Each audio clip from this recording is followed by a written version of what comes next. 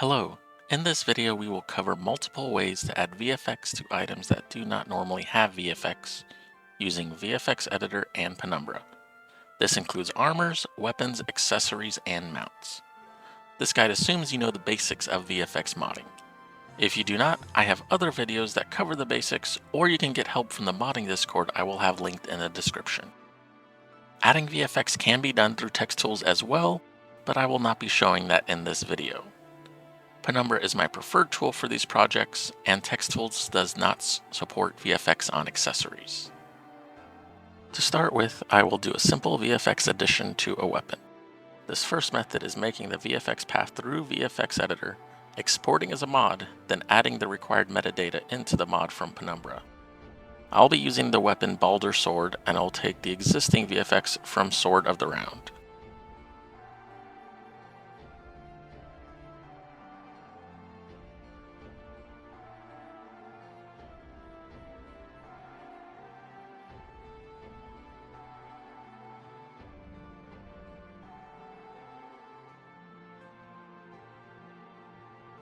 Right now, I'm verifying I have the correct VFX.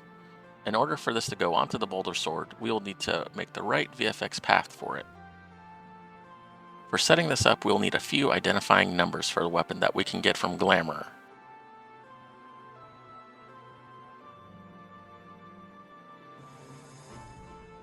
In order, these numbers are the primary, secondary, and variant ID. For armor and accessories, we only have the primary and variant ID. All VFX attached to items follow a path formula. I will also leave these paths in the description for easier copy. I start with my template path, then I update it with the numbers I got from Glamour.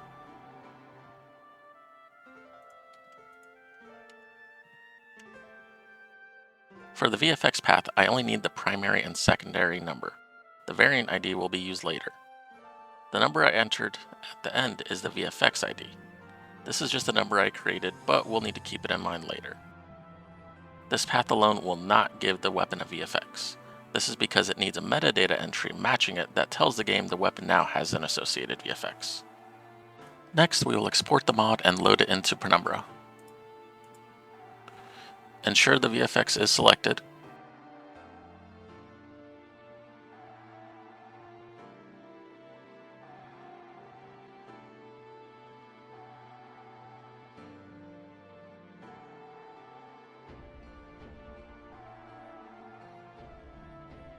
Once we have the mod loaded, we go into Advanced Editing and select Meta Manipulations. Make sure this is set for weapon, and we use the IDs that we pulled previously.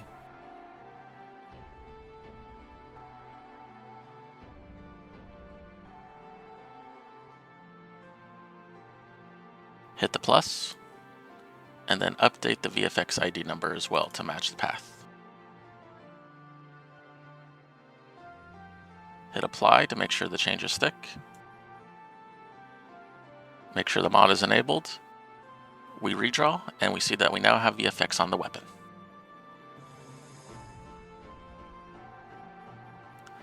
At a glance, it seems okay, but if I start to look closer, the VFX doesn't quite match up with the weapon. So to quickly edit, we are going back into VFX Editor. I'll switch the loaded path with the mod path in Penumbra. Now I'm going to quickly change some of the revised parameters. And I'm going to be making it a little bit more golden than blue.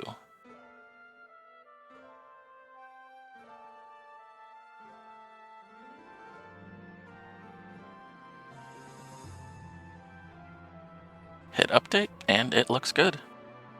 Now rather than going through and exporting and adding the metadata again, there's an overwrite button next to the loaded path. I click that, and I see a small box in the bottom right confirming this change was applied to the mod. So at this point, I can keep editing or save it as a workspace in case I need to update it again in the future. Next, I will go over adding VFX to a mount. I will use the same method as before, but I will also have multiple color options for the mod. I have two options here based on the Argos mount VFX. They have just been given a quick resize and recolor for this example.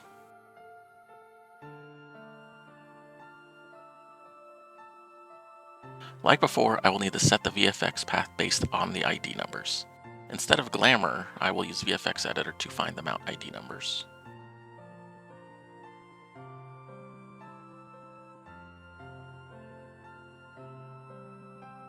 Searching through the mounts, I can see the numbers here.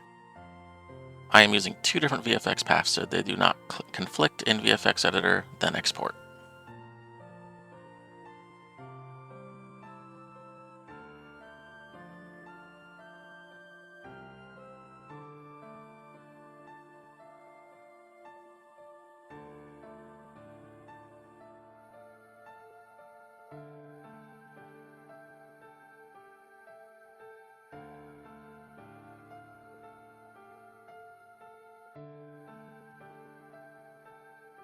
First, I am making sure none of the VFX are selected for default in this setup, otherwise it will mess with the options. Hitting the plus here, I can add the options.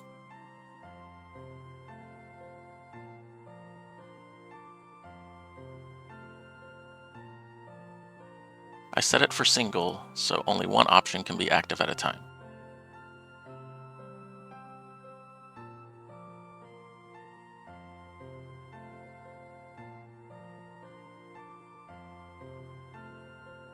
I name the options and I select the respective VFX for each.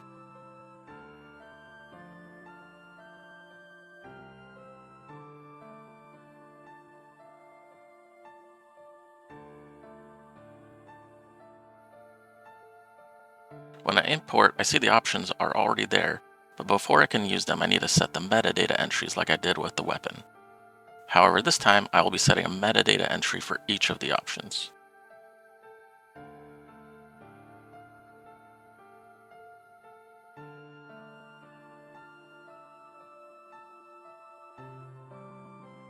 Mounts are considered monsters under these metadata entries.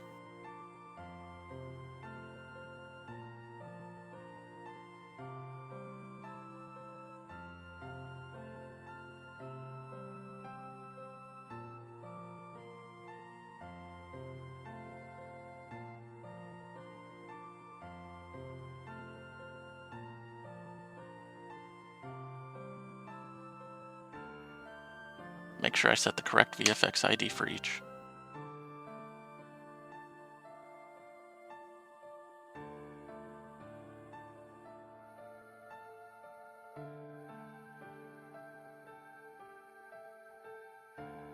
I update it and I can see the options are working. Like with the weapon, I can load them back into VFX Editor, adjust, and upload the changes if I'd like. Next, I want to show a different method for adding VFX. I'll be doing an accessory this time, Emperor's New Earrings. Same as before, I will need the ID information. Instead of going into VFX Editor, I will create a new blank mod in Penumbra and add the metadata entry.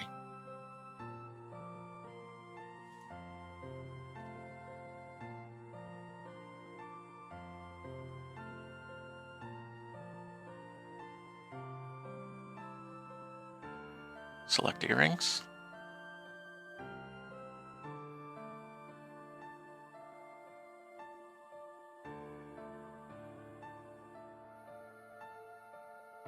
Now I'm going to export it a little differently.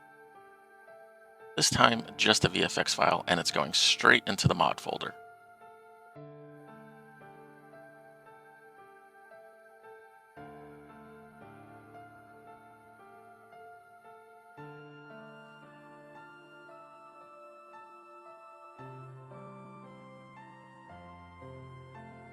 I'll create a new folder for the VFX in the mod.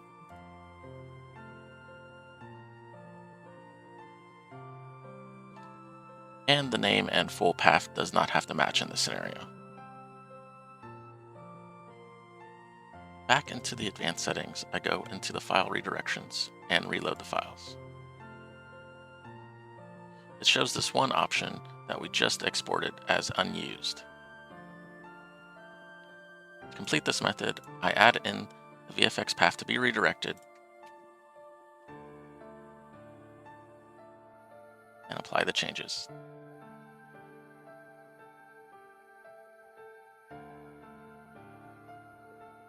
So at this point, it seems like both methods give the same result, and for simpler scenarios, either works. However, I wanted to showcase this method in a simple manner to show that paths can be fixed or updated after exporting, and this method also allows VFX to be added to existing mods, which will be our last demonstration. Last thing I'll be showing is adding a VFX to an existing mod along with multiple options. I have this helm mod provided by a fellow modder, and for it I made these various colored orbs.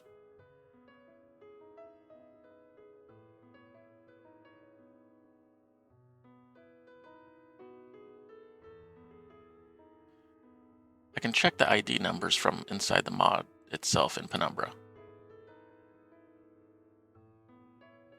Like before, I will add a metadata entry, and it'll be based on the item this mod is replacing.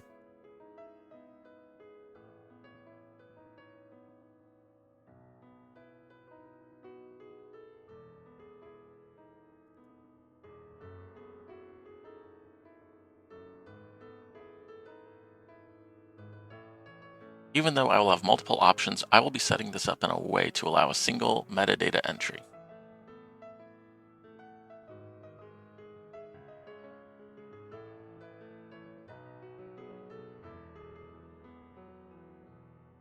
Next, I will export each of these VFX files into the mod itself.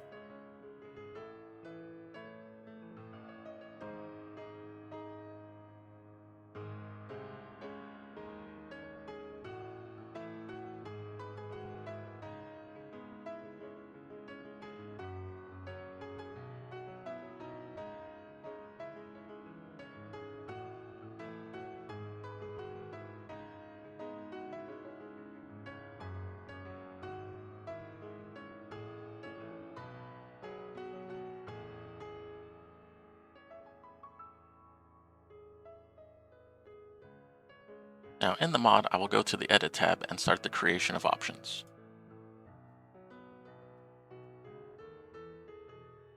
Single group, as I will only have one active at a time.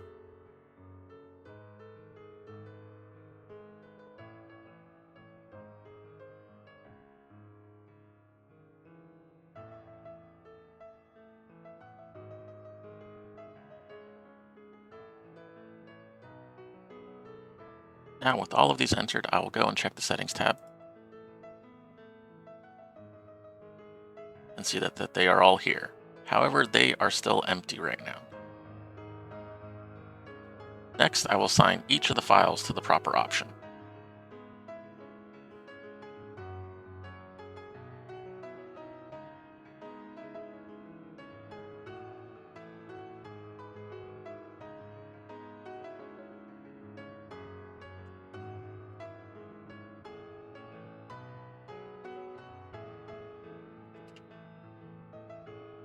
Making sure I hit Apply Changes on each one.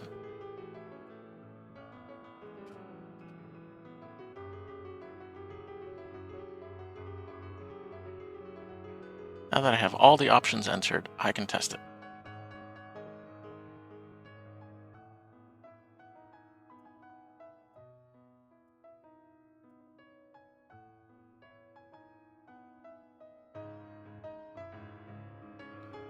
And as we can see, each of the options works, and the mod is now complete. Before ending the video, I wanted to go over some details and limitations for adding VFX to items. VFX on items are limited to binders of similar type. By that I mean VFX added to armors or accessories need to be on one of those. They can't be a VFX with a weapon binder. Same is true in reverse. Weapons can't have VFX that use armor or body binders. For adding VFX onto dual-wielded weapons, you only need one metadata entry but two VFX paths. The VFX paths will usually be the same as the main hand with 50 added to the primary ID. This applies to ninja, dancer, monk, and viper weapons. You can of course add VFX to offhand items like Red Mage Focus and Paladin Shield, but those may have different IDs altogether you will need to look up and have their own metadata entries.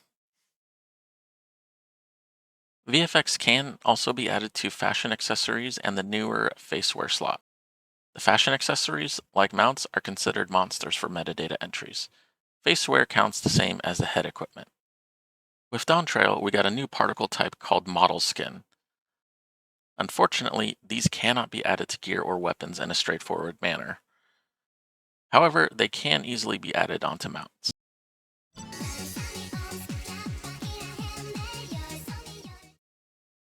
I'd like to thank the students of Valdesian for helping me make this video, and their Discord is a great place to go if you have any questions on this or want to learn more about modding. Thanks for watching.